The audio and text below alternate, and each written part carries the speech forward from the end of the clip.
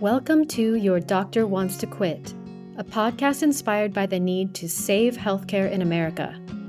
I am Dr. Joy, a board-certified emergency physician, and I created this podcast to shed light on the challenges our healthcare system is facing through the multiple lenses of doctors, other healthcare professionals, and patients. By listening and working together, I believe we can fix healthcare in America for all of us.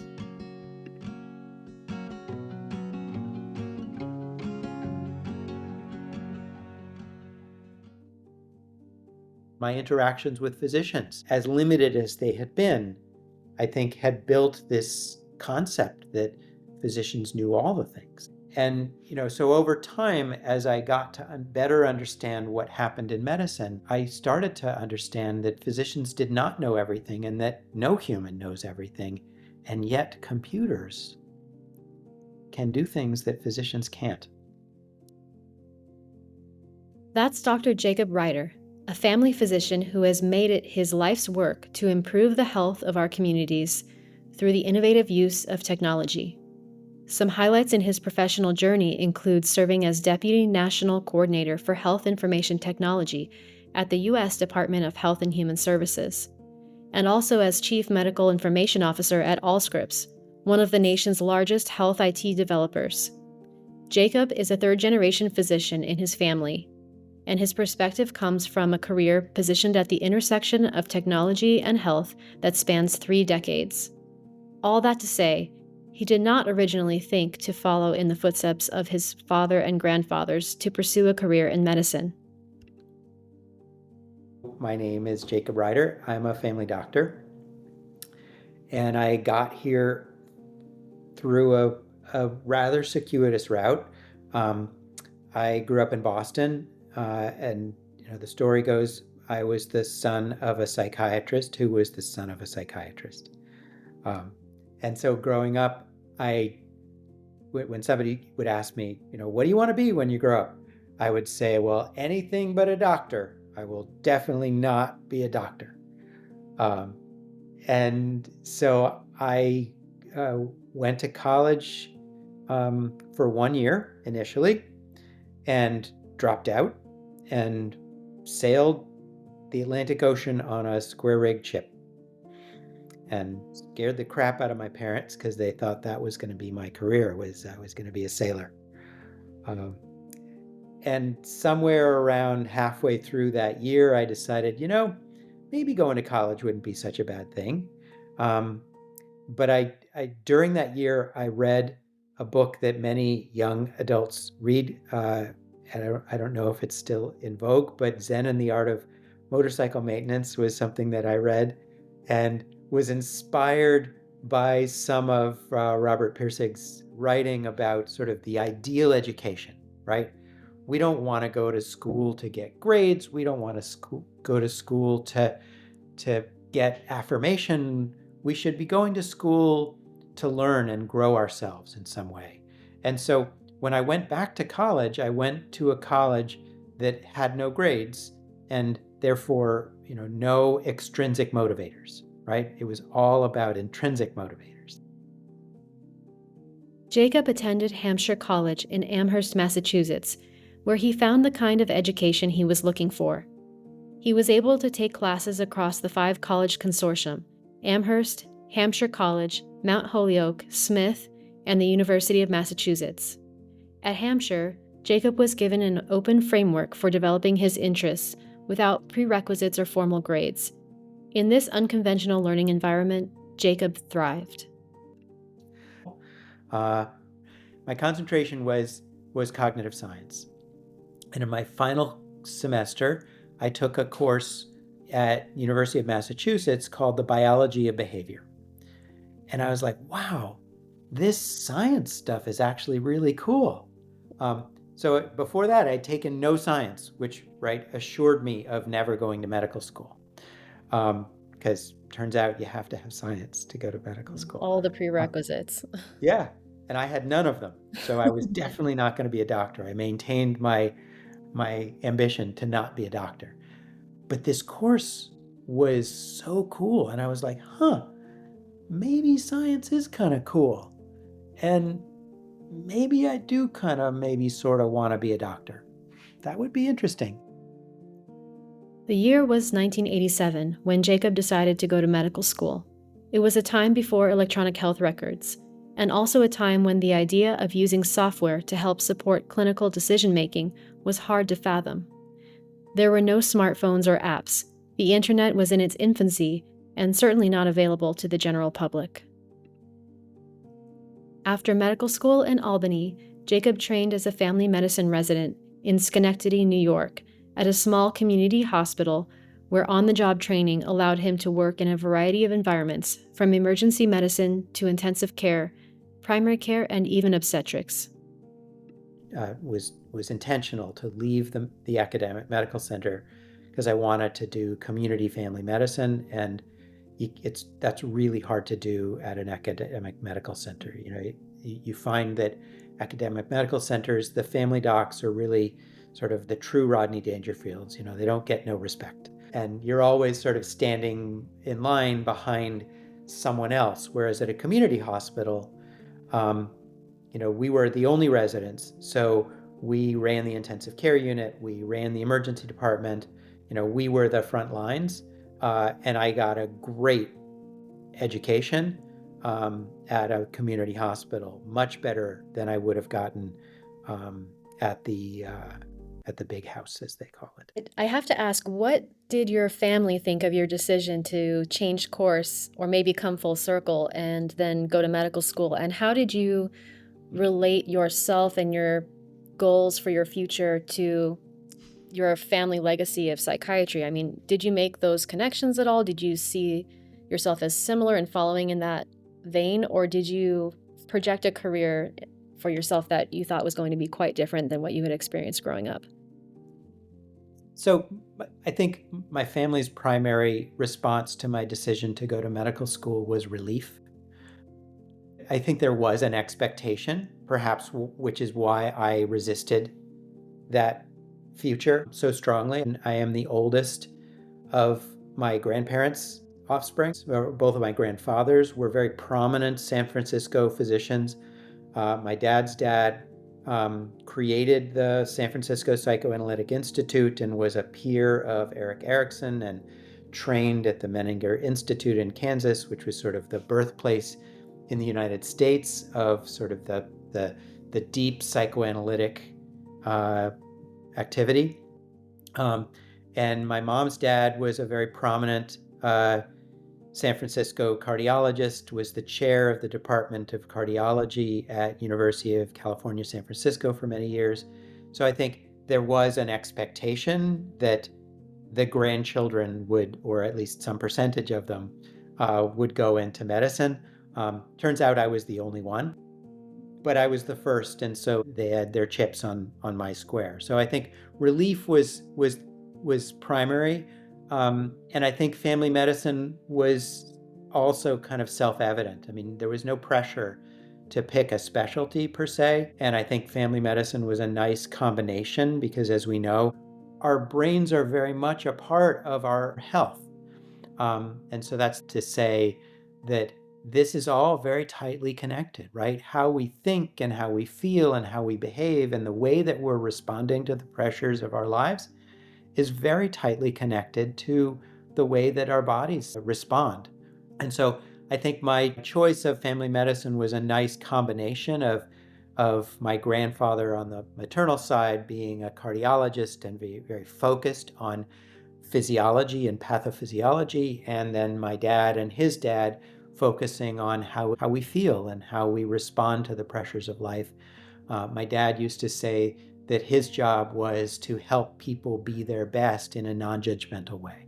And I wanted very much to persist that philosophy in the way that I practice medicine as well. Your family, your parents, grandparents, had the perspective that going into medicine was a respectable career, worthy of pursuing. It sounds like you're saying that they were concerned that you had maybe gone down a path of traveling the world and not settling down, and that this was sort of a way of circling back to stability.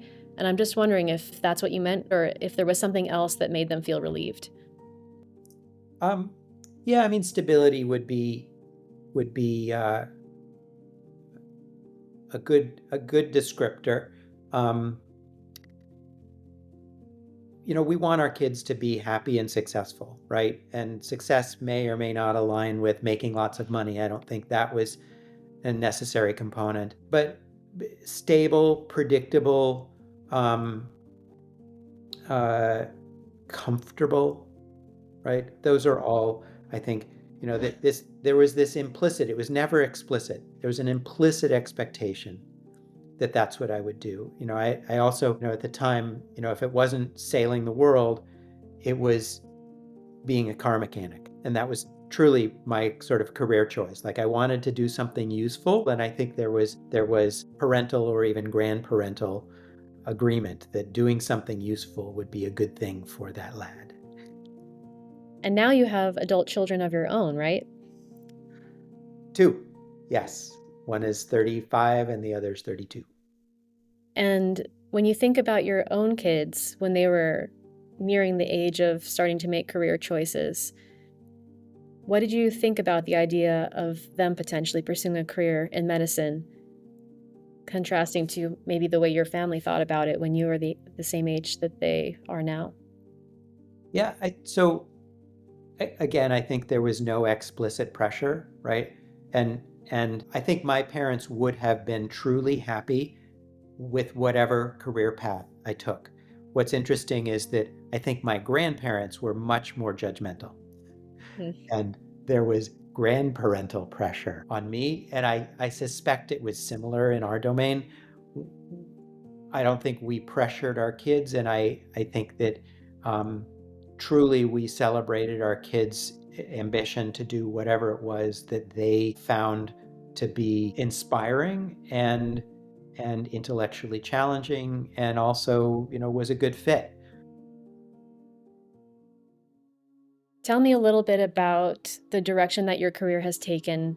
I know you did your residency in family medicine, as you mentioned, at a community hospital. And I know you from a different part of your life where you were more involved in digital health and tech, and also your time at HHS. So maybe if you could just share a little bit about the journey from when you finished your training until, up until now.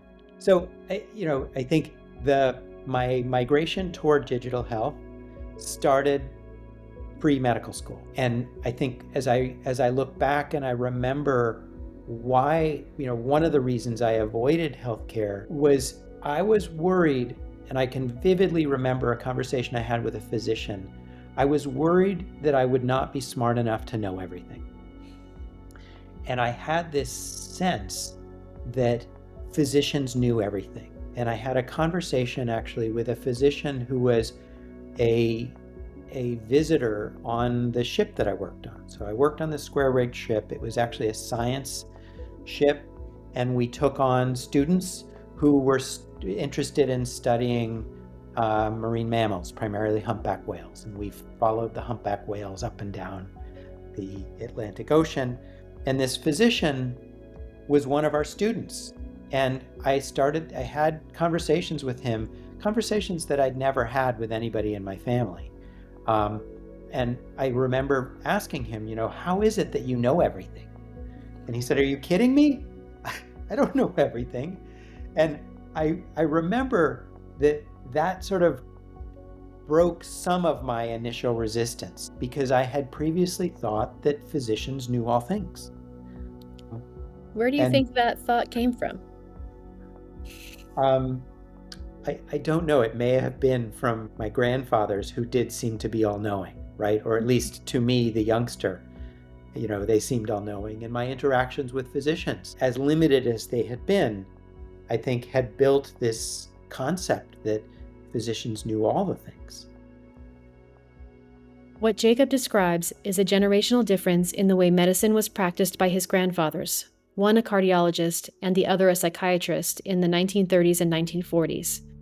His grandfathers hailed from a time when physicians were revered as keepers of knowledge, a time when paternalism characterized the relationship expectation between doctor and patient, unlike the collaborative decision-making which is now considered the norm in our field. It was in the late 80s, when Jacob attended medical school, that these norms were beginning to change. And, so over time, as I got to better understand what happened in medicine, I started to understand that physicians did not know everything and that no human knows everything. And yet computers can do things that physicians can't. And so in medical school, I had started a consulting business. So when I got to medical school, I did work at the intersection of healthcare and technology very early on. In fact, I kind of supported myself in medical school doing IT consulting for many of my mentors in medical school. So all these professors needed help with their computers, and I helped them. And then I did work in the Department of Pathology, and I helped them implement software that assisted them in teaching medical students. So I helped develop software, and I wrote some software for the pathology department to help them connect. And that back in these days, they had, these massive slide banks of slides, like microscope slides. And then the faculty would do these tape recordings, and they would say, well, pick up slide number 42 and let me walk you through what you see on slide number 42. I don't know if you did this back in your day, but it was a very common way for medical students to understand how to read microscope slides and look at various things.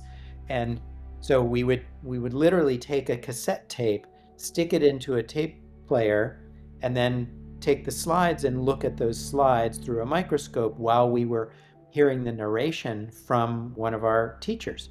And so I helped them convert that from a cassette tape and a microscope slide to basically what would be on a computer screen.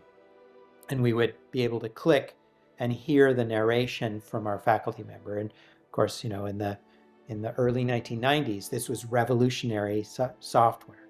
And so I very early in my medical career, I worked at the nexus of technology and medicine, and continued that throughout my career. So during my residency, I worked on various methods of helping clinicians connect the dots between what computers had in them, which were, sort of infinite knowledge bases, and bringing that closer to where physicians were actually thinking and making decisions, right? And so as a third-year resident, my senior year of residency, I made a decision after some discussion to go back to the medical center where I had gone to medical school on the faculty. And I wrote a grant, which then was funded and created a medical informatics fellowship program. Now, the irony was that my first day after residency, I was the director of a fellowship program, and the fellows were also recent graduates of their residencies, but I was their boss, because I was the one that wrote the grant. And so for the first 2 years of my post-residency career, I was the director of a fellowship, training and at the same time learning with people who were effectively my peers. So it was very early in my post-residency career that I spent at least some percentage of my time, and that percentage grew, to figuring out how it is that we augment the human with technology. And we have humans do what humans do well, which is listen and care about human beings. And then the computers could augment that by assisting us with, say, doing math, which computers do very well, or finding the things that humans often forget. And one of the early things that humans can't possibly remember is which drugs interact with which drugs, right? And back in the day, there was this giant book called the physician's desk reference that I suspect nobody even gets anymore. And if you wanted to prescribe a new drug, you would look up in the physician's desk reference that drug that you were thinking of prescribing, and then all the other medications that a patient was taking. Now, this would be an 18-minute process, and it could be a 30-minute process, depending on what a patient was on, and which became ultimately impossible, right? And so, but computers can do this very well. And so again, this is back in the early 90s, there were these new devices called Palm Pilots. And there was software on these Palm Pilots that enabled you to very quickly look up all of the drugs that somebody was taking and all of the drugs that you might consider prescribing. This was long before electronic health records existed. We rolled out Palm Pilots in the Department of Family Medicine before anybody else at the medical center. And that was part of the grant that I wrote. And then we got sponsorship, and I can remember, basically buying everybody a Palm Pilot. We had little Palm Pilot charging stations all over the clinic. And the number one concern that the clinicians had at the time was, if I look things up on my device, are my patients going to lose confidence in me? Back to the doctors are all knowing. And this was a concern, a true concern, because doctors wanted to persist the idea that they knew everything. And they were worried that if they looked things up while they were in the room with the patient, that all-knowing persona was going to be extinguished in some way. I'm so glad you shared that, because I really think that highlights to me just how far we've come, because I can speak from my own experience in my practice. When I'm sitting down with a patient and we're talking about a complex issue and they ask a really good question, I feel like it actually builds rapport when I say I don't know. Of course. Now it does, right? That you're going to tell me the truth, and if you don't know, we're going to find the answers together. Yeah.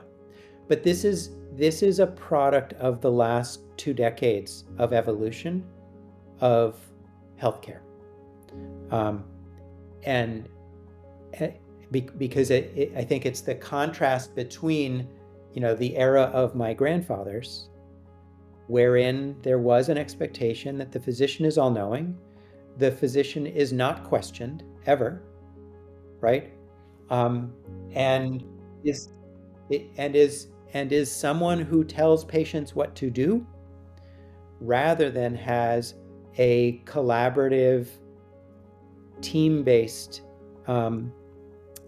engagement, wherein the best health of the person is what we are sharing ambition for. And the definition of best health is defined by that person rather than defined by us. And that's new. I mean, it's new 20 years, but I would say there are still pockets of our domain that have not yet made that leap. I think that's pretty much the definition of patient-centered care, that we see ourselves as walking side by side with our patients. In my practice, we see a lot of people coming in that are wanting to take a natural approach first, but they don't always understand what options are even on the table, or whether those potential natural treatments are effective or not. And so what I feel my job would be that, based on the data, based on reviewing the patient's labs and diagnostics, and also listening to what their goals are for their health, taking that in the context of research, of evidence-based medicine, and then presenting options that would be reasonable and safe approaches in terms of how we address a problem together in joint decision-making, and making sure that the patient understands, if we go down this path, this potential outcome could happen, or that potential outcome could happen, and letting them decide what outcome they want to live with, because ultimately it's their body. And I think that's really a huge paradigm shift from even when I trained, which was only 15 years ago, that people are getting more engaged in their health. The other thing that it makes me think about is when Google search came out, and and also kind of the explosion of health information on the internet. And I don't know if you remember, it was like initially seen by a lot of physicians as frustrating that patients would come in and say, oh, well, I Googled this or I Googled that, and then Google says XYZ. I'm curious how you think about that now. Like if you had a patient coming into your office and said, oh, I Googled this, what would be your perspective on that? How would you address it? So there were a couple, you bring up a couple great points. And I remember when that happened with Google. I remember even before that when it was Alta Vista that people would search and find information. And I very clearly remember that many physicians, because I was the so-called expert in this health information technology thing, sometimes I was asked, how do we combat those people and get them to stop searching the internet for these things, right? This was seen as pathology, right? Not as something to embrace and welcome, but actually something to stop because we know better than the internet. So I think I'll modify your question a tiny bit and then I'll answer it. I like to think of all of this as person-centered care rather than patient-centered care.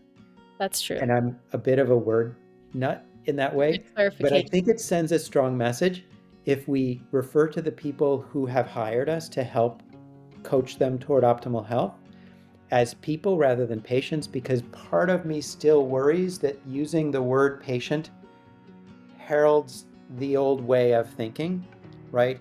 The power dynamic of the doctor and the patient, where the doctor is the one in charge and the patient is the one who is obedient.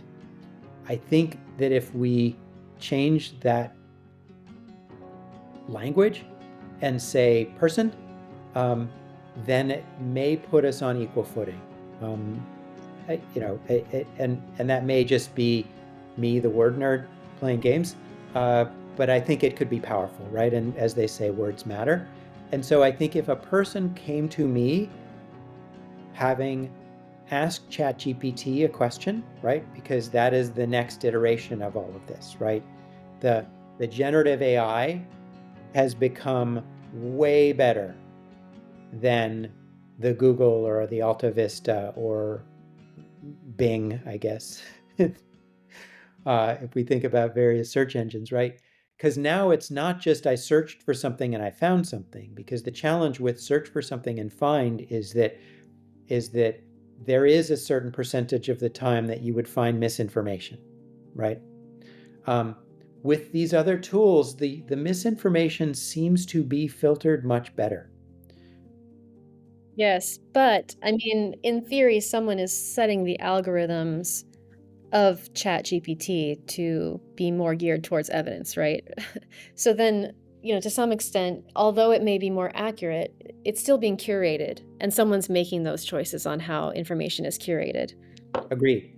And therefore, assistance in interpretation is optimal, right? Mm-hmm. But I think, to your question, what would happen if a person brought that to me and said, hey, what do you think of this?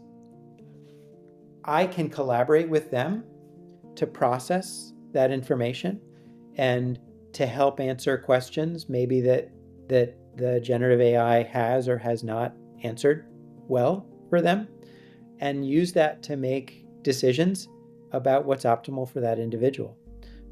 So I think that the technology needs to be understood, but not feared. And I think that there is still some sense that it is to be feared. I see it as an extraordinary ally. And the more we understand it, the more we can use it carefully, thoughtfully, and yet enthusiastically.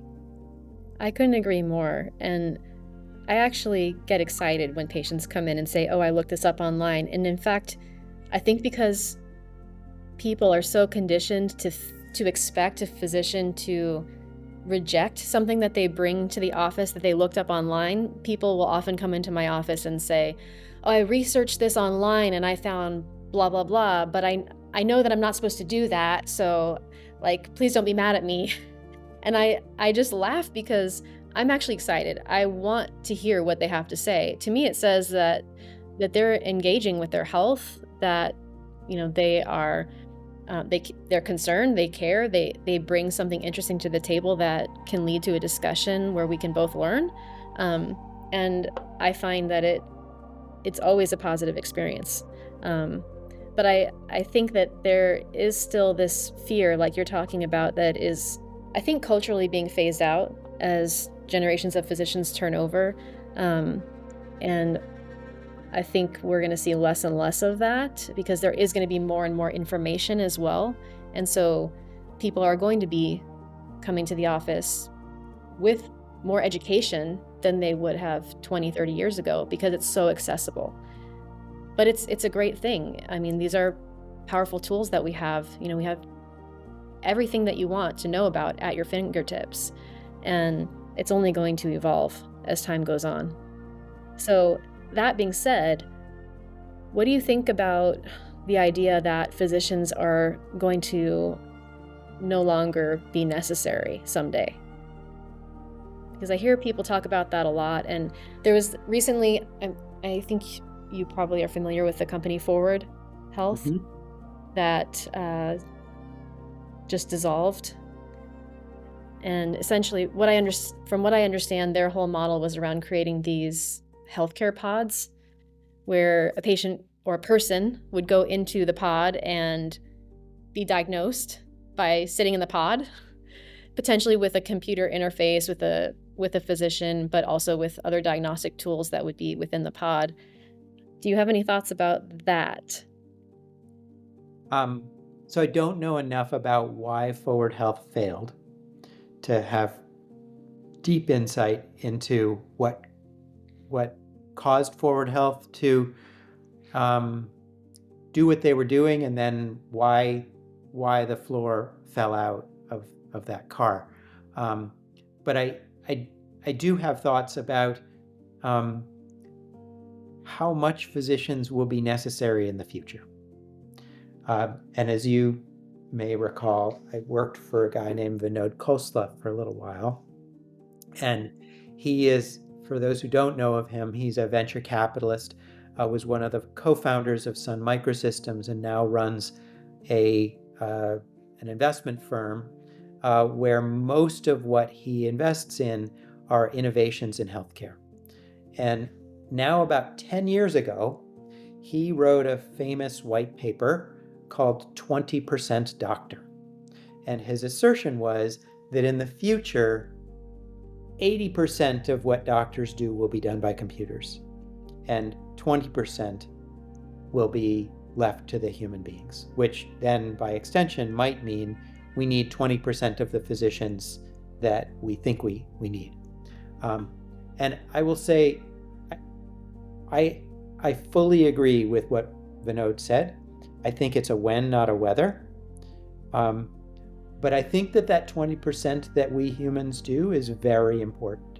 And I'll go back to what I discussed, sort of my realization in residency when I started really engaging at the nexus of healthcare and technology, is that we need computers to do more of what computers do well, and we need humans to do more of what humans do well. And if you look at what humans have to do still to this day in the work that we do in healthcare, there is a lot of what we do that could be done by computers. And as the capabilities of computers grow, I think we will find that computers can do much of what humans do, and yet humans will still need to do what we do. What are the things that you think humans still need to do as physicians caring for people? Well, I think you used the word just then. That's imperative. And the word is care. And again, one of my proclivities is I never use healthcare as one word, right? You'll see that the Associated Press and others insist that it is two words, health care. And when you combine them, you make the assumption that care, the activity that is performed in providing services to optimize somebody's health, which is different from caring. And I think caring, the thing that we do with our hearts, is something that humans uniquely can do. But providing services that optimize health, notice the use of my words, is very different from caring. And so when we say health space care, we separate optimization of health from caring with our hearts. And I think that's really important. When we say healthcare as one word, sometimes we implicitly assume that in order to be healthy, somebody needs care services, care delivery services, the kinds of things like going to the doctor. And so I think that many of those services can be augmented or provided by computers. For example, we are now at the point where reading an electrocardiogram, the thing that makes little squiggles on a piece of paper when electrodes are connected to somebody's body to watch their heart rhythm, computers are almost better than most cardiologists at reading one of those things. It's pattern recognition, and computers are really good at pattern recognition. And so we're at the point now where computers are probably better than most physicians at reading an ECG. Even radiology. I've seen reports lately coming out that I'm reading that, reports that come from imaging studies I've ordered on my patients. And there's a caveat in the report that says AI assisted in generating this interpretation. Yep. So ECG is, I think, the easiest. Reading an X-ray or reading a CAT scan or reading an MRI is next, right? And so we are starting to see the domains of pattern recognition. And I mentioned another one earlier, right? That medical students used to look at microscope slides. Well, not for long, right? Because recognizing the patterns of what's seen in a microscope slide, it will soon be something that computers do well. And so there are things that computers do really well that humans don't need to do. Listening to heart sounds, listening to lung sounds. Those are also domains where computers will soon be better than most clinicians.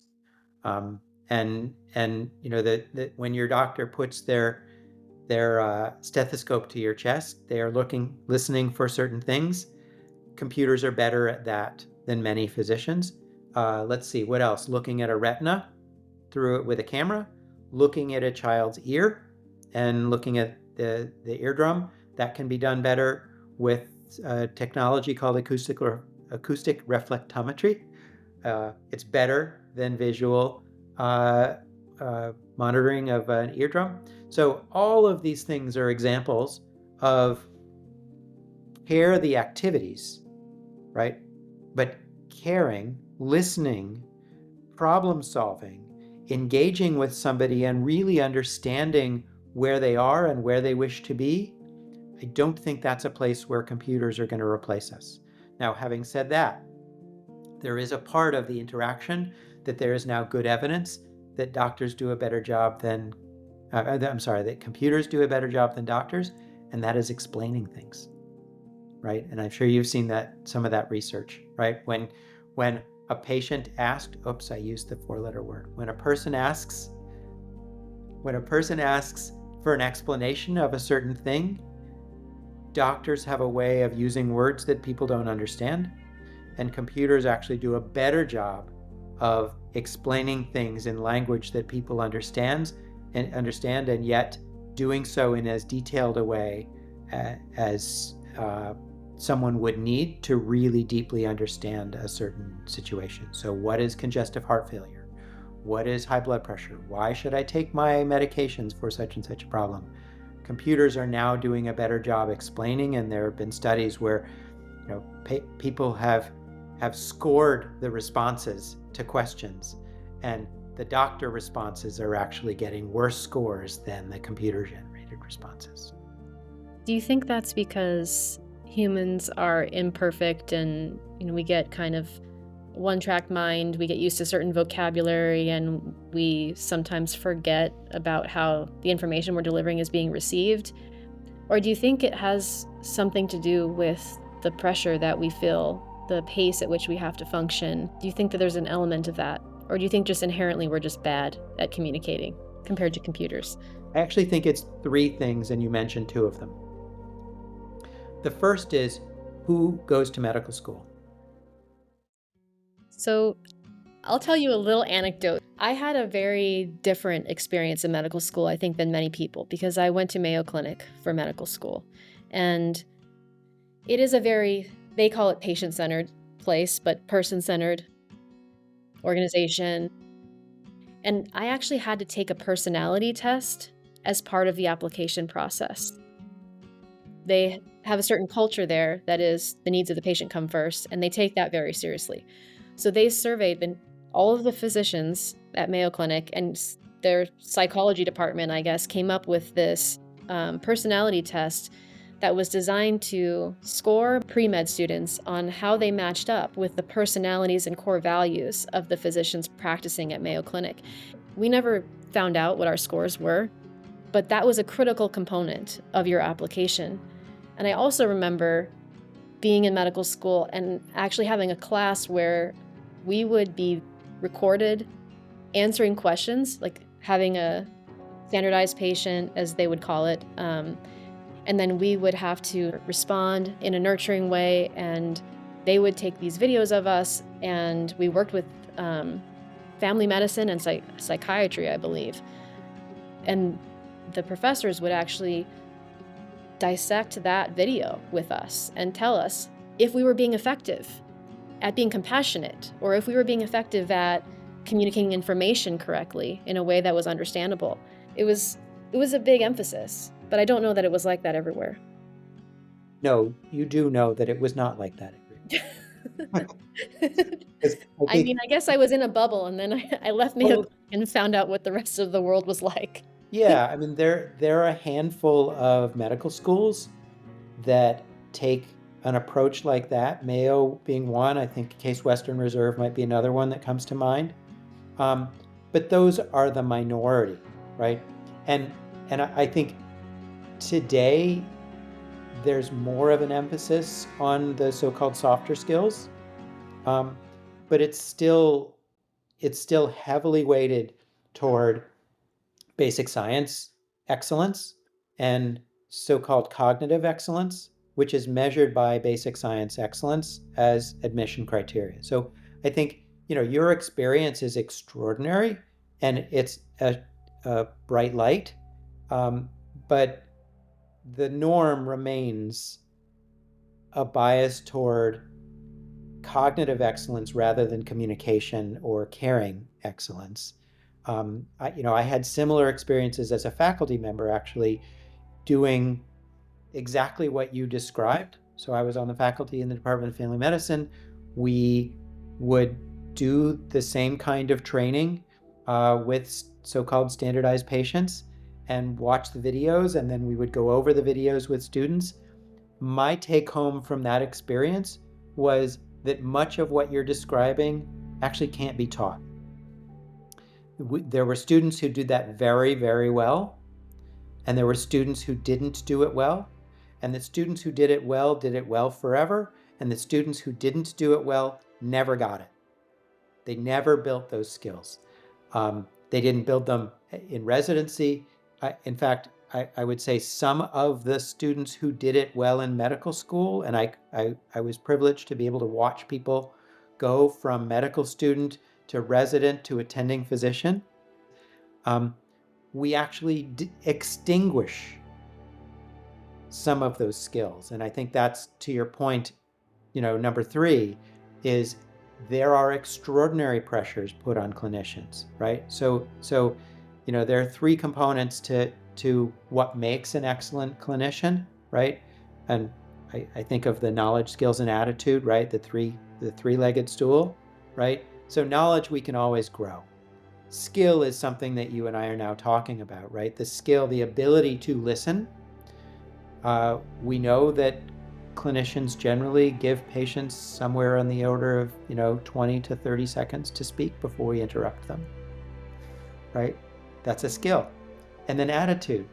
And I think the attitude is the component that when we are under so much pressure to do what must be done, we develop a sort of frenetic attitude that diminishes our ability to do either of the other two. And that's unfortunate. And I think if we could practice so-called slow medicine, we could do better at that. I think that that is very insightful. I love the idea of slow medicine, but it feels so opposite to the direction that things are going. It feels like we are being asked to do more at a faster pace, with fewer resources. It is something that I'm just concerned about how this trend is progressing and what it's going to take to reverse it, to get back to slow medicine, which is in a way coming full circle back to the medicine of your grandparents in the 1930s. I think was maybe closer to slow medicine, maybe with a paternalistic culture, which we don't want to come back to. But in terms of the bedside being such an important aspect of what we do, that the face time that we spend with people, um, holding their hand, so to speak, either literally or figuratively, to me, that's slow medicine, the art of medicine too. And I, I feel like right now, technology in many ways is creating that barrier that's preventing the slow medicine and the person-centered care. But I'm hopeful, and listening to the things that you shared earlier, I'm hopeful that eventually technology will become the thing that enables that slow medicine. I'm wondering how we get from point A to point B. Because right now, I can tell you that technology, in many cases, especially when it comes to like quality reporting and the data that comes out of the EHR and the boxes that we're asked to check and all of these things that create pressure in our day, those things are barriers for me. But the things like the AI generated notes and things of that nature that help speed up my documentation, those things give me more time at the bedside. What do you think it's going to take to get from where we are now to where technology is really working in our favor and we can focus more on the person that's in front of us? I think it has to do with priorities. And this is a societal question, right? Um, what are our priorities? Because if technology is used to prioritize volume and maximizing activity so that we can do more and then we can get paid more, right? Then we will always be missing that target that you're describing, because we're going to be using technology for the wrong reasons. A lot of how technology is marketed is to speed things up so that we can do more, right? Rather than, to your point, so that we can do less.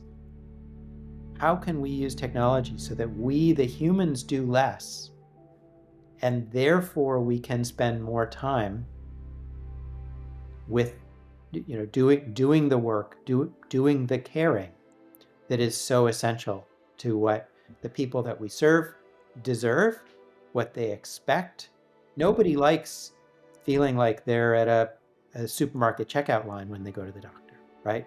Like that is not something that anybody enjoys.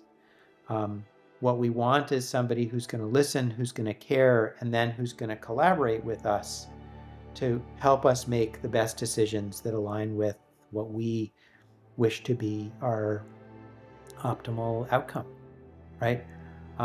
So I think it's all about prioritizing, and this is our challenge in the United States is what is the social compact? What is the expectation of healthcare? Is it our expectation that we're maximizing services and minimizing caring? Or is it our expectation that we optimize services, right? I often will say, let's reduce care because we care services, not care caring, right? Because much of what we do is built to maximize services because services generate revenue, and revenue is what keeps the healthcare machine moving itself forward. And so I think, as we focus on reimbursing outcomes rather than reimbursing activity, and this is a shift that has started, but is certainly not complete. I think that is an opportunity for us to align the incentives where what's best for the person is also financially what's best for the practice. But it's very complicated. I don't have an easy answer. Yes, it is very complicated. In the United States, there's a migration toward paying doctors for the number of people that they serve and the quality of life of those people measured by so-called quality scores, rather than paying doctors for every interaction that they have with those individuals. So this is a shift, and there are pros and cons to it, right? The pros are it aligns incentives in some way, because if my job is to keep you healthy, not just to see you all the time, then I'm not going to make you come to the office unnecessarily. It's a tradition that we go to the doctor for a so-called annual physical, and there is zero evidence that annual physicals ever did anybody any good. Yet it's a metric we're held accountable to. We are. And so should those metrics be evolved? The answer is yes. So this is the migration, and it is incomplete and, to your point, imperfect. But I think it is important that people understand that migration is happening, because that will help them understand what some of the things that their doctor's office is doing as they engage with them, right? The reminders to get screening tests, for example. I've just recently moved, and I got a text message from my new doctor in my new city that said, you need to be tested for colon cancer. Now, here's the funny part. I have been tested for colon cancer. But for whatever reason, my new doctor doesn't know that my old doctor tested me for colon cancer. And that brings us back to what computers could do better, right? Because that's just information, right, that should have been transmitted and for whatever reason has not yet been. And I think that is one of the fears I have about value-based care, is that, for example, your doctor is being held accountable to make sure that you've been tested for colon cancer. And what's it going to take for him or her to track down that information versus taking your word for it in order to demonstrate to the powers that be that all of their patients in whatever age cohort have been tested for colon cancer? And how does that detract from the day-to-day slow medicine that we are trying to practice? And I think it's just, we don't have systems in place that make that streamlined. And we should. And again, that's what computers should do. This should be automated. There's no reason that any human needs to get involved in any kind of query in that area, because I am the only person in the United States of America with, my name, my date of birth, etc. And there is some complexity to that, because I'm sure there are a lot of John Smiths who were born on the same day. So we got to, there are ways to work that out and cause that sort of interoperability. And that's what I worked on when I worked for the government a decade ago. And by now, we should have solved that problem. But again, it's back to what you were saying. Um, you know, how are the powers that be motivating us to cause that stuff to fit together, right? Right now it's on you, the Yes, clinician, to it click is. 19 buttons and even make a phone call and even have the person sign a records release form and fax it to some distant city and then wait 3 weeks for a pile of paper to come out of your fax machine that then you will scan into your computer, right? So there's still a lot of this manual dysfunction that I think, by now we could or should have cleaned up. This is where I think computers still need to optimize. I think it's been so informative just, to hear your perspective historically of how things were, and then, where we are today and where we might go, hopefully, in the future. And I think that the message at the end of the day is that the practice of medicine is about partnering with the people that put their trust in us, is really what It it is. comes down to. Yeah, And that's well said. yeah, well, Equally, right? We are equal partners, and there is no power imbalance optimally, right? It needs to be truly shared. And I think that we're getting there, but we're not there yet. hopefully one day we'll be closer.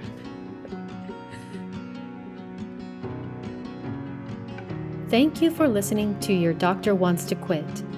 I'm Dr. Joy, a board-certified emergency physician, and I created this podcast because I'm on a quest to fix healthcare in America through conversation. If you liked what you heard today, please follow this podcast or find me on Instagram at drjoymd. That's DOCTOR Joy MD.